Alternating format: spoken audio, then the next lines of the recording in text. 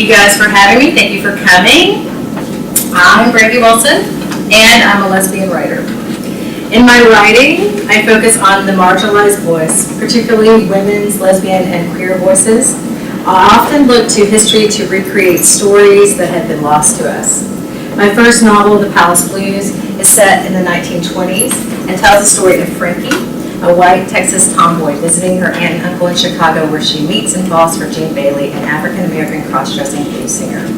The novel is a journey of self-discovery and identity, as told from a marginalized individual's quest to find a place in the midst of racial, cultural, gender, and class conflicts, and stems from my research on Ma Rainey and Bessie Smith, two early blues women. Here at the University of Memphis, I designed and teach one of the first LGBTQ lit courses. In this class, I expose readers to this literature that's often excluded from the canon. Creating the reading list for this course has been an almost impossible task. There are so many wonderful LGBTQ plus writers and works, and the culture is so rich with a long history of struggle and overcoming that struggle that covering it all is pretty difficult. So I try to give readers and my students a sampling of each group, showing how the literature has changed over time and in relation to the literary canon, and how it was shaped by views about LGBTQ plus people, and how it defied those views as well. The sampling I give is ever evolving. Each semester I introduce different writers and discuss the ever-changing politics surrounding the lives of LGBTQ plus people. One group I often highlight and I feel like gets little recognition are lesbian writers. Scholars attempted to change this beginning in the 1970s, the second wave feminist movement. The lesbian feminists then researched and reclaimed writers whose work was either ignored or forgotten, or whose work was actually canonized, but the lesbian content of their work and of their lives was essentially erased. It's important to remember that the terms that we have for identity now are relatively new. It wasn't until around the 1920s that words like homosexual, gay, and later lesbian were used, and that they weren't mainstream until about mid-century. Culturally, people weren't identified based on their sexual orientation. So some of this reclaiming involved assigning these identity terms that were not yet available to these writers in their lifetimes. Even after this reclaiming, though, it remains a struggle for lesbian writers to write, publish, and gain the same recognition and canonization as, say, gay writers, because primarily they are women. Organizations like VitaCount are attempting to address this by bringing awareness to unequal representation of women in publications, but still lesbian poets, even in this, are often overlooked. It could be because they're poets and fiction is more popular, but it could also be because the qualifier of lesbian in front of poet has come to be seen as a bit old-fashioned.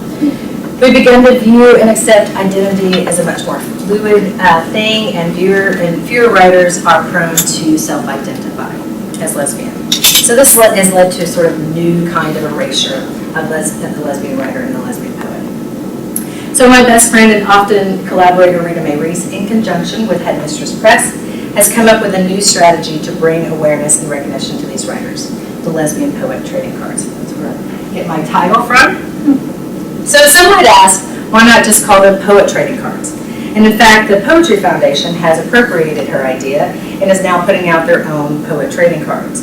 But not only is this an appropriation, it is another kind of erasure of women's and lesbian writers.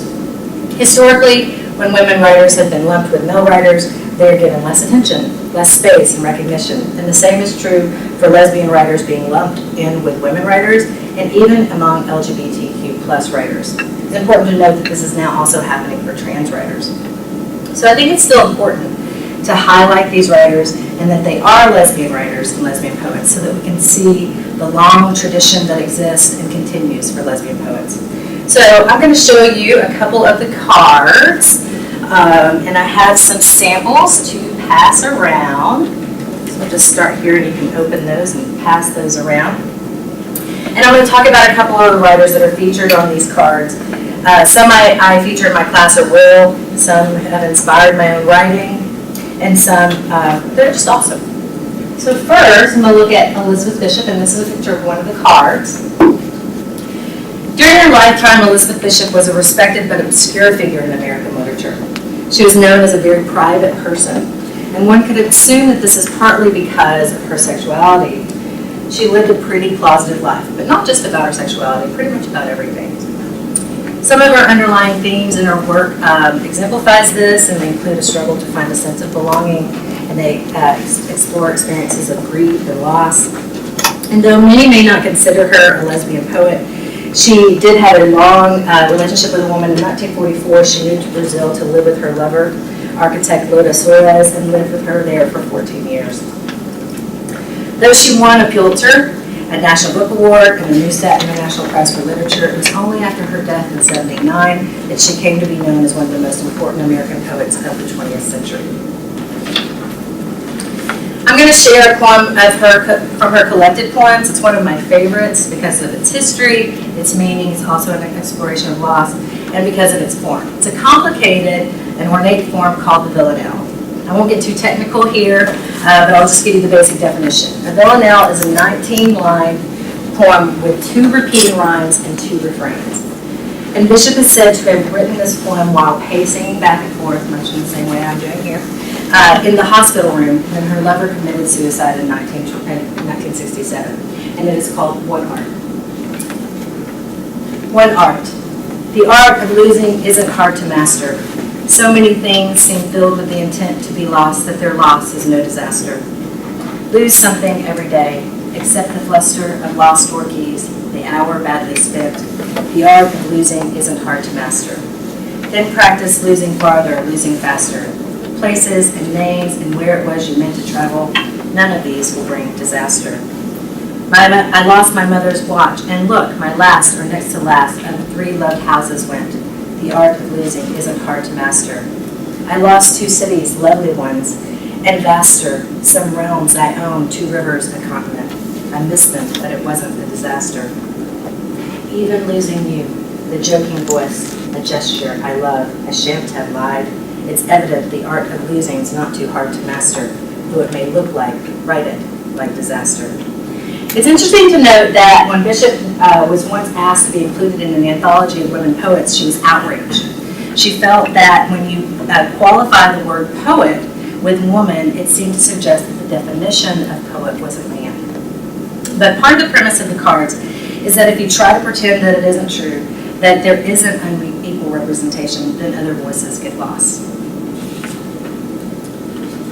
The next poet is of the second wave, lesbian feminist, and she was an out and proud, self-identified, quote, black lesbian mother warrior poet, Audre Lorde.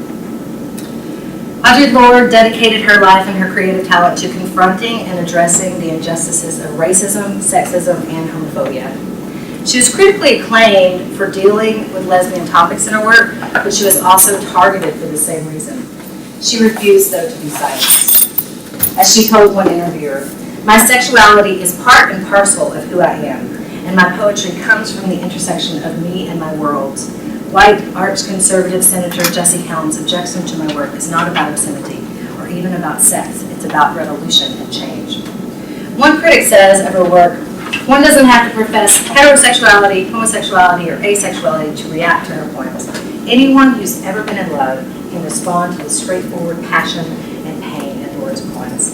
And this is something that I talk about a lot in my classes. Because many LGBTQ people have been excluded from the canon because critics argued that their work was only applicable or interesting to other LGBTQ people, that it wasn't universal. Universality, to be universal, a work needs to appeal to the human condition. And that's a question I often pose to my students. How does this work appeal to the human condition while also showing you a life and character, a relationship, specifically from the LGBTQ plus community? I'm just going to share, in the interest of time, a small excerpt from a poem of Lorde's. It's called Love Poem.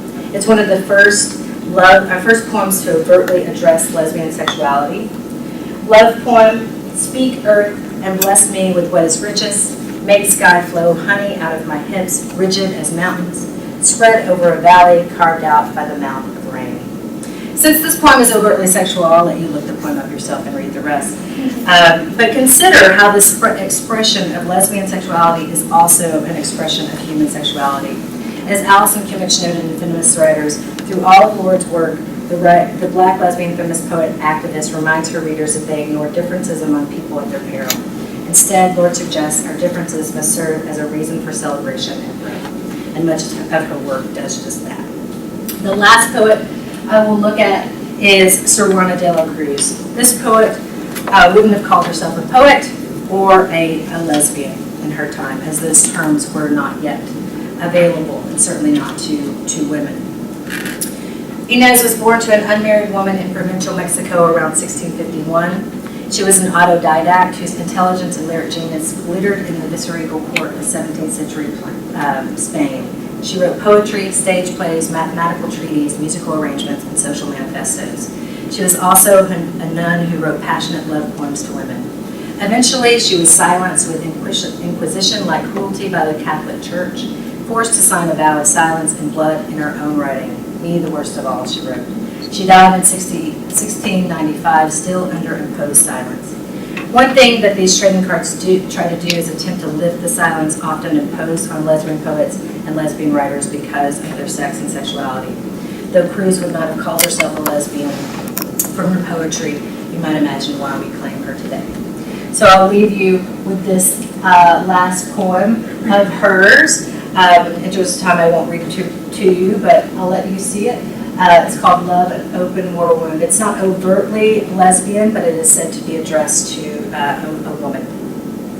So this sampling takes us through a range of lesbian voices, one who was reluctant to identify as a lesbian or even a woman poet, to an out, proud, self-identified lesbian poet, and finally to a poet who lived in a time before such words and categories existed.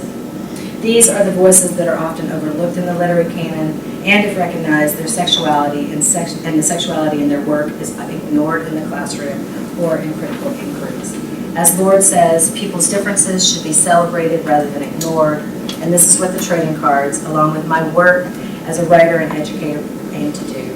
Bring visibility to these writers and lesbian writers, and celebrate them and their contribution to the literary canon, as well as to the LGBTQ plus writing community and literature.